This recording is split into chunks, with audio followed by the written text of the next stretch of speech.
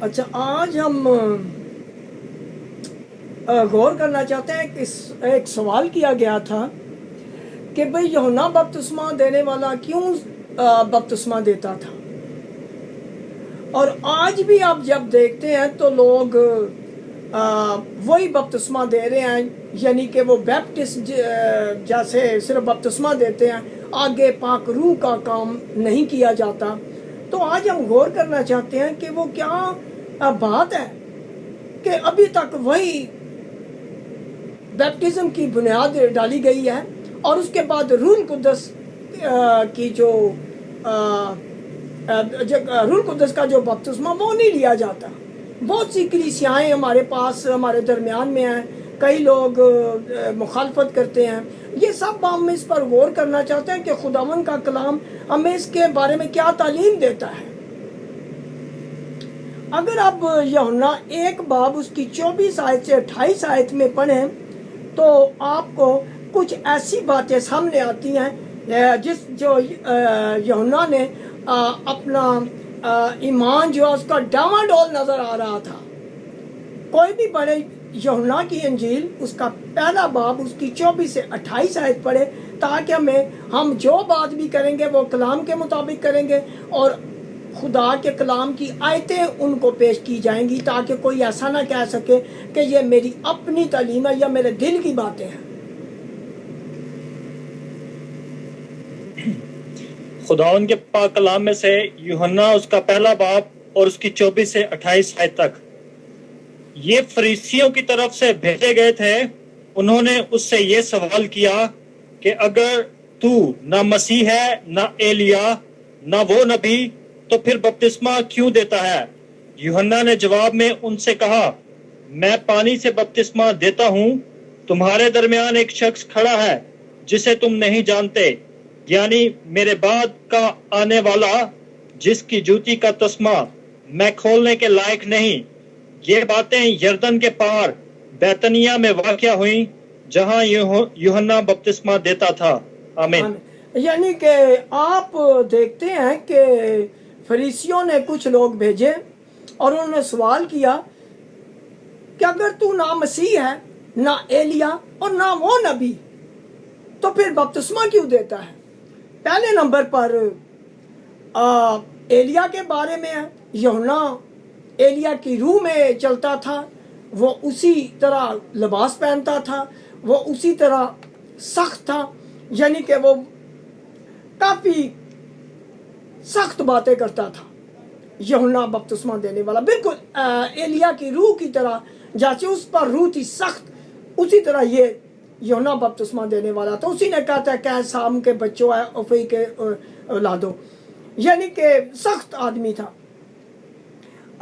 اور اس کے بعد وہ کہتا ہے کہ ایک شخص کھڑا ہے جسے تم نہیں جانتے، یعنی میرے بعد کا آنے والا، جس کی جوتی کا تسمہ میں کھولنے کے لائق نہیں، یعنی کہ وہ اپنے آپ کو چھوٹا کہلاتا ہے اور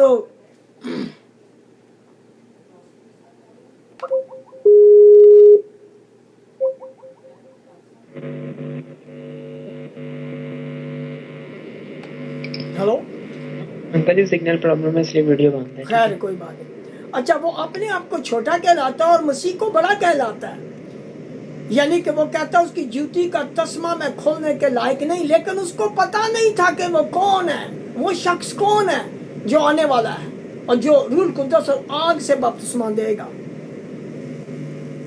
پھر ہم دیکھتے ہیں کہ یوحنا 1 باب اس کی 29 سے 34 آیت آپ پڑھیں تو آپ کو پتا چل جائے گا کہ یوحنا کیوں بپتسمہ دیتا تھا، اس کا مقصد کیا تھا کہ وہ بپتسمہ دے۔ یوحنا 1 باب اس کی 29 آیت سے 34 آیت کوئی بھی پڑھے کہ یوحنا کیوں بپتسمہ دیتا تھا۔ دوسرے دن اس نے یسوع کو اپنی طرف آتے دیکھ کر کہا، دیکھو یہ خدا کا برہ ہے جو دنیا کا گناہ اٹھا لے جاتا ہے۔ یہ وہی ہے جس کی بابت میں نے کہا تھا کہ ایک شخص میرے بعد آتا ہے جو مجھ سے مقدم ٹھہرا ہے، کیونکہ وہ مجھ سے پہلے تھا اور میں تو اسے پہچانتا نہ تھا، مگر اس لیے پانی سے بپتسمہ دیتا ہوا آیا कि वो इसराइल पर जाहिर हो जाए। और यूहन्ना ने ये गवाही दी कि मैंने रूह को कबूतर की तरह आसमान से उतरते देखा है और वो उस पर ठहर गया, और मैं तो उसे पहचानता ना था, मगर जिसने मुझे पानी से बपतिस्मा देने को भेजा उसी ने मुझसे कहा कि जिस पर तू रूह को उतरते और ठहरते देखे वही रूह कुदस से बपतिस्मा देने वाला है। चुनाचे मैंने देखा और गवाही दी है कि ये खुदा का बेटा है। आमीन। आमीन। यानी कि यूहन्ना पर खुदावंद ने पहले से उसे बता दिया था कि जिस पर तू रूह को कबूतर की तरह उतरते देखे वही रूह और आग से बपतिस्मा देने वाला है। यानी कि लिखा है, और मैं तो उसे पहचानता ना था, मगर इसलिए पानी से बपतिस्मा देता हुआ आया कि वो इसराइल पर जाहिर हो जाए। यानी कि उसका मकसद बपतिस्मा देने का ये था कि वो आदमी जाहिर हो जो आग और रूह से बपतिस्मा देगा। यानी कि वो ऐसे ही बपतिस्मा दे रहा था लोगों को ताकि मसीह सामने आ जाए। इसके बाद जो यूहन्ना की ड्यूटी खत्म थी, लेकिन यूहन्ना ने ऐसा नहीं किया। यूहन्ना ने बपतिस्मा देता रहा। ये उसका एक बहुत बड़ी गलती थी कि उसने बपतिस्मे को नहीं रोका, बल्कि उसको चाहिए था कि वो मसीह के अंडर सबमिशन कर ले, यानी कि मसीह के अंडर हो जाए। यीशु मसीह को अपना बादशाह तस्लीम कर ले, यीशु मसीह को खुदावंद तस्लीम कर ले। ऑलरेडी उसने कहा था कि वो खुदा का बेटा है, वो खुदा का बड़ा है जो दुनिया के गुनाहों को उठा ले जाता है। तो जब उसकी मिनिस्ट्री एंड होना चाहिए थी, लेकिन उसने नहीं की, क्योंकि उसने मसीह खुदावंद को अंडर एस्टिमेट किया था, क्योंकि वो उसका कजन था, वो उसका रिश्तेदार था। वो ये चीज सवालों नहीं कर सकता था कि ये मेरा जो खालाजाद भाई है, मेरा कजन है, वो खुदा का बेटा है। यानी कि वो हजम नहीं कर सकता था, हालांकि वो अपनी माँ के बतन में ही से रूह कुदस से भरा हुआ था, यानी कि यूहन्ना बपतिस्मा देने वाला। इसका मतलब ये है कि अगर आपके पास खुदा का रूह है, आप जो भी चाहे कर सकते हैं, आप आजाद हैं। खुदा का रूह जबरदस्ती आपसे कोई काम नहीं करवा सकता, क्योंकि ये तो फिर कंट्रोलिंग वाली बात है। खुदा कभी नहीं करेगा, हमारी अपनी मर्जी होती है, जो भी हम करना चाहें हम कर सकते हैं, हालांकि खुदा का रूह हमारे अंदर बसा हुआ है। लेकिन अगर हम खुदा के कलाम पर अमल करेंगे तो फिर ऐसे होगा कि हम वो काम नहीं करेंगे जो खुदावंद यीशु ने अपने कलाम में मना फरमाया है। ये हमें सीखना चाहिए। ये तालीम है कि आप जो चाहे कर सकते हैं, लेकिन आप नहीं करेंगे। क्यों? क्योंकि आप खुदा का हुक्म नहीं तोड़ना चाहते, आप शरीर नहीं बनना चाहते, आप जहन्नम की सजा से डरते हैं, हम खुदावन से डरते हैं, इसलिए हम वो काम नहीं करते जो खुदावन ने मना फरमाया है। यानी जहां यूहन्ना का जो काम था वो खत्म हो चुका था।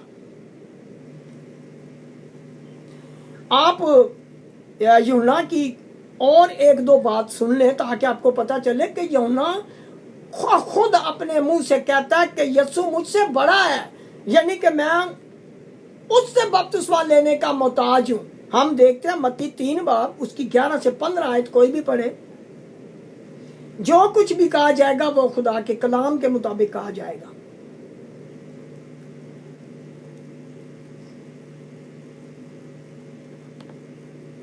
मत्ती 3 बाब 11 आयत से 15 आयत।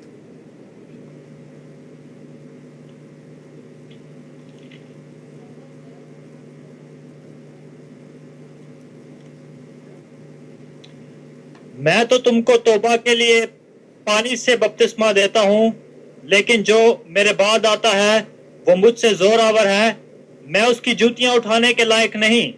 वो तुमको रूह कुदस और आग से बपतिस्मा देगा।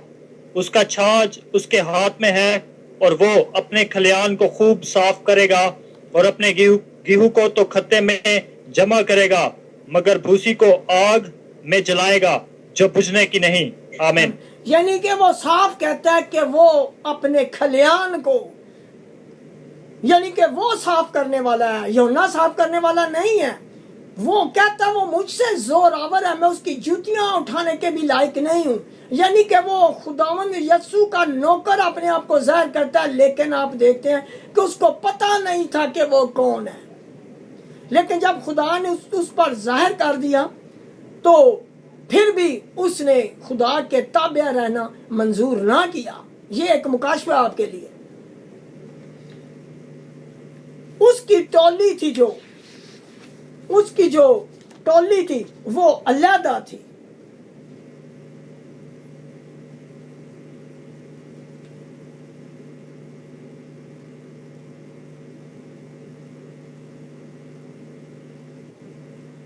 क्योंकि आप देखते हैं यूहन्ना 3 बाब उसकी 22 आयत को ही पढ़े और फिर 23 आयत।